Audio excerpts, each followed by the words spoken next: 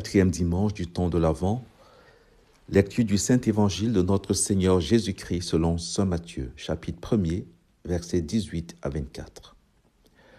Voici comment fut engendré Jésus-Christ.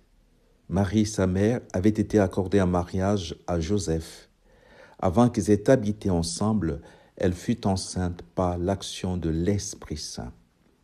Joseph, son époux, qui était un homme juste et ne voulait pas la dénoncer publiquement, décida de la renvoyer en secret.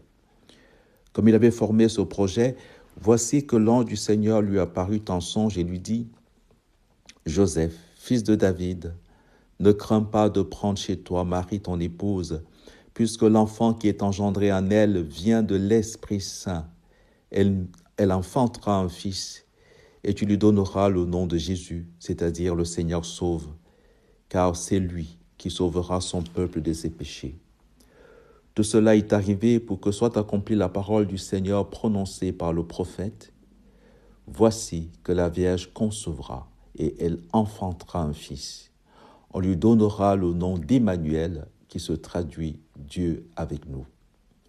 Quand Joseph se réveilla, il fit ce que l'ange du Seigneur lui avait prescrit et il prit chez lui son épouse. Quatrième dimanche de l'Avent, ultime étape avant la célébration du grand mystère de Noël. Et cet évangile nous prépare de manière toute spéciale pour que nous puissions entrer dans la contemplation du mystère.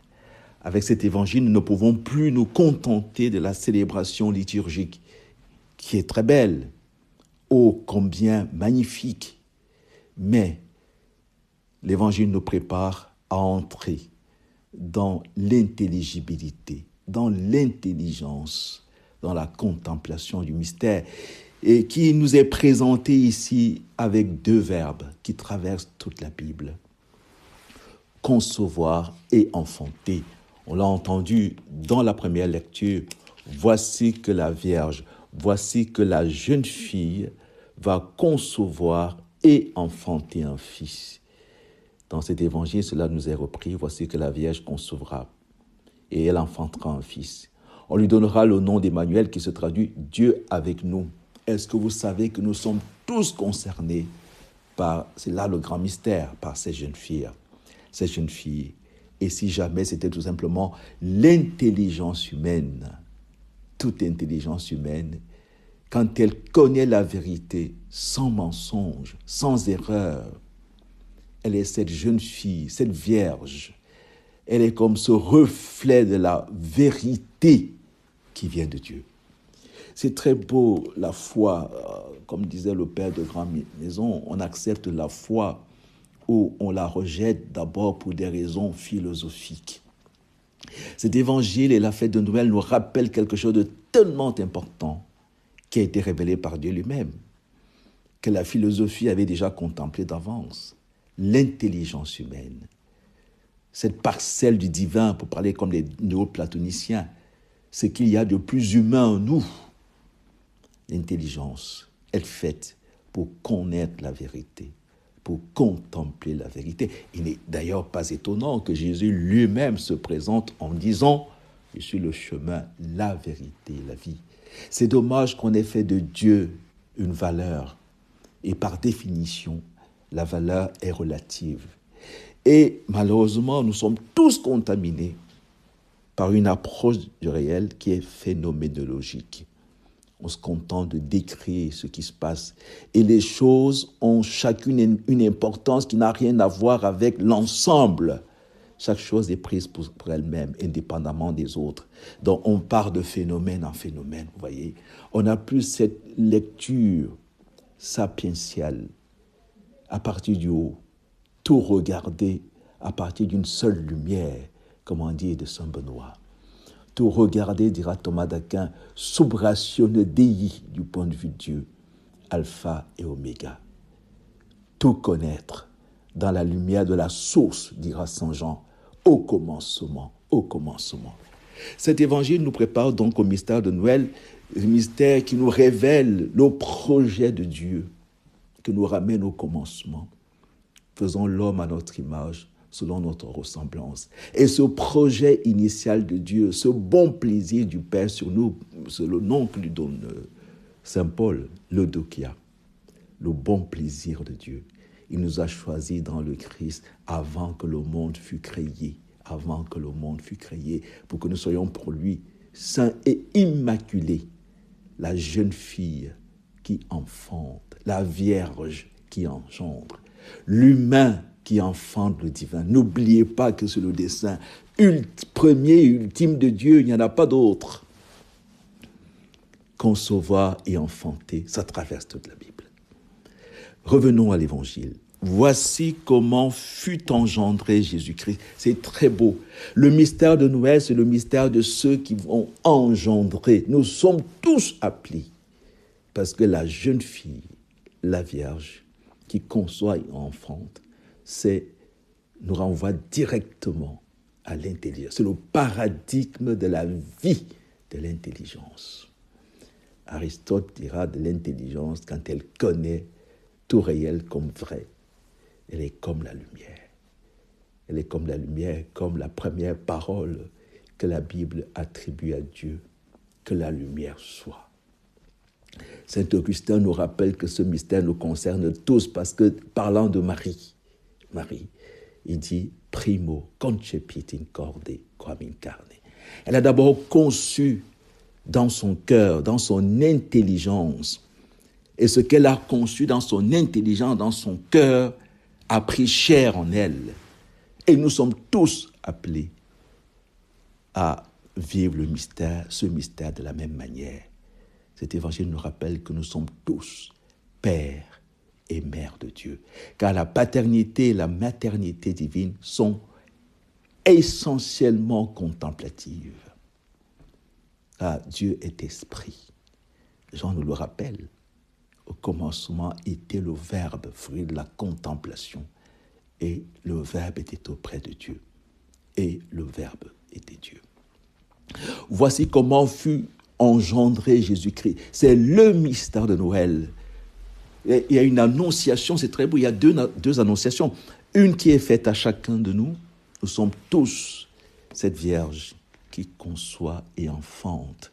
Voici que la Vierge, chacun de nous, tel que voulu par Dieu, il nous a choisis dans le Christ, avant que le monde fût créé, pour que nous soyons saints et immaculés, la virginité de l'esprit. Quand l'esprit, quand l'intelligence n'est pas corrompu par le malin, le père du mensonge. Chaque fois que vous dites la vérité, vous concevez et vous engendrez le Verbe. Vous êtes apparenté à Dieu. La fête de Noël, notre lien de parenté avec Dieu. L'esprit qui est fait pour concevoir et engendrer. Voici comment fut engendré Jésus-Christ. C'est notre histoire. Nous sommes faits pour cela. C'est le sommet de l'humanité. Engendrer Jésus-Christ, c'est ce que dit le psaume. La terre a donné son fruit. Élisabeth face à Marie, la Vierge des Vierges. Tu es bénie entre toutes les femmes, et le fruit de tes entrailles est béni. Cela s'adresse à nous tous. Marie, sa mère, avait été accordée en mariage à Joseph. Avant qu'ils aient habité ensemble, elle fut enceinte par l'action de l'Esprit Saint. L'Esprit, il faut revenir à la Genèse pour comprendre tout ça. Avant que l'homme et la femme ne se rencontrent pour se multiplier, l'Esprit planait sur les eaux. Elle fut enceinte par l'action de l'Esprit Saint. Vous voyez, quand vous êtes inspiré, c'est ce que ça veut dire. Vous concevez par l'action de l'Esprit Saint. Et cela, l'Esprit conduit vers la vérité tout entière. Joseph, son époux, qui était un homme juste, oh magnifique, homme juste, homme et femme, cela s'entend, ajusté à Dieu. Nous sommes faits pour être ajustés à Dieu, concevoir et engendrer le divin, être ajusté à Dieu. Mystère de Noël, concevoir et enfanter. Voici comment fut engendré Jésus-Christ. L'homme ajusté à Dieu. Et parce que quand on dit la Vierge, on risque de penser que ça ne concernait que Marie. Oui, ça la concerne au premier chef, bien sûr, elle est la première en chemin. Mais le mystère concerne toute l'humanité. Voilà qu'on rencontre un homme juste, un homme ajusté à Dieu. Et qui ne voulait pas la dénoncer publiquement, décida de la renvoyer en secret. Ah, magnifique. Comment peut-on répudier en secret si ce n'est de faire, ça revient à faire un mariage blanc. La seule manière de répudier en secret, c'est de rester ensemble et de vivre comme frères et sœurs un mariage blanc. Mais Dieu va lui dire non. J'ai décidé, moi, que la Isha, la femme, l'aide assortie à l'homme, que la sociale, l'aide assortie à l'homme, la Isha, le réceptacle, que ce soit le mystère de toute l'humanité. Et Joseph, comme Marie, c'est le même mystère, tout comme Marie face à l'ange. Voici la servante du Seigneur, comment cela peut-il se faire? Joseph il lui est demandé le même consentement pour que ce mystère de l'engendrement, de la conception et de la génération du Verbe soit vrai pour toute l'humanité, car c'est le sommet de l'homme et de la femme, c'est pour ça qu'on les retrouve ici. Comme il avait formé ce projet, voici que l'ange du Seigneur lui apparut en songe, je lui dis, Joseph, fils de David, ne crains pas de prendre chez toi Marie, ton épouse. Vous voyez que nous retrouvons exactement ici ce qui s'est passé dans la Genèse. La Genèse, la Bible commence avec un homme endormi, Adam. Quand il se réveille, il s'émerveille devant le chef-d'œuvre sorti de son côté, Ève. Le Nouveau Testament commence avec un homme endormi, Joseph, qui se réveille et s'émerveille de ce qui se passe en Marie. Et le mot à mot grec dit à Joseph, pas, vous voyez, puisque ne crains pas de prendre chez toi Marie, ton épouse, ne crains pas de prendre, puisqu'elle ne veut pas la répudier justement. Donc il est question ici, c'est beaucoup plus fort. Ne crains pas de prendre ce qu'il ne veut pas faire. Il ne voulait pas la répudier. Répudier en secret veut dire faire le mariage blanc. Il dit non, c'est vraiment ton épouse, je te la donne. Joseph reçoit Marie de la part de Dieu comme épouse, tout comme Adam a reçu de la part de Dieu Ève comme épouse. Le même mystère. Nous ne sommes pas dans la phénoménologie, nous sommes là dans l'accomplissement du dessein bienveillant de Dieu de toute éternité. L'homme et la femme à son image, à l'image de la très sainte Trinité, la fécondité trinitaire. Elle enfantera un fils et tu lui donneras le nom de c'est ton fils, c'est ton épouse, donnée par Dieu. Ce qui se passe en elle, l'Esprit Saint, va également se passer en toi, lui aussi, va être sous l'ombre de l'Esprit Saint, pour être le Père selon Dieu, pour être le Père selon la contemplation, la paternité contemplative, la paternité divine, la paternité de Joseph. Tout cela est arrivé pour que soit accomplie la parole du Seigneur prononcée par le prophète. Voici que la Vierge concevra et elle enfantera un fils. On lui donnera le nom d'Emmanuel. Vous avez vu que c'est ici que c'est Joseph qui donne le nom, parce qu'il est concerné par le mystère de la Vierge. Lui aussi, dans sa virginité consacrée, lui aussi, dans sa chasteté, virginité consacrée, conçoit enfant de Dieu, celui qu'on appelle Emmanuel, Dieu avec nous. C'est très beau. Toutes les recherches philosophiques, scientifiques, religieuses, métaphysiques, théologiques s'achèvent dans l'enfantement du Verbe, la pensée, dont le nom ne peut être que Emmanuel, Dieu avec nous. Vous voyez, et avoir une position scientifique, philosophique, politique qui exclut les autres, c'est pas du divin, c'est pas Noël. Noël, on ne peut engendrer que Dieu, tout ce que nous engendrons, Dieu avec nous. Dieu et l'homme, vrai Dieu et vrai homme. Quand Joseph se réveilla, il fit ce que l'ange du Seigneur lui avait prescrit. Il prit chez lui son épouse, la Socia d'Adam, la Isha d'Adam, Joseph le nouvel Adam.